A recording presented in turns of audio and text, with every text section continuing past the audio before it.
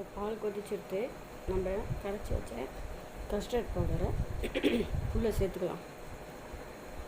சேர்த்துட்டு சட்டுன்னு நல்லா கைவிடாத கலரணும், இல்லைன்னா கட்டி கட்டியாக ஆகிடும். நல்லா மிக்ஸ் பண்ணிட்டோம். இது நல்லா கொதிக்கட்டும். அப்போ தான் நம்மளுக்கு க்ரீம் கெட்டியாக கிடைக்கும். எவ்வளோ கலர்ஃபுல்லாக இருக்குது பாருங்கள். நம்ம ஹோம்மேட் கஸ்டர்ட் பவுடர் செஞ்சு வச்சுட்டா எல்லா ரெசிபிக்கும் யூஸ் பண்ணிக்கலாம். கடையில் போய் வாங்கணும்னு அவசியம் இல்லை. அதனால் லிங்க் டிஸ்கிரிப்ஷன் பாக்ஸில் கொடுக்குறேன், போய் செக் பண்ணிக்கோங்க. கொஞ்சம் நல்லா திக்காக ஆரம்பிச்சிட்டு இது கடாயில் ஒட்டாத வரணும். அந்த அளவுக்கு நம்ம கெட்டியாக இது பண்ணிக்கலாம். அப்போ தான் க்ரீம் செய்கிறதுக்கு ஈஸியாக இருக்கும். இப்போது டிப்ஸ் ஒன்று சொல்கிறேன், கேட்டுக்கோங்க.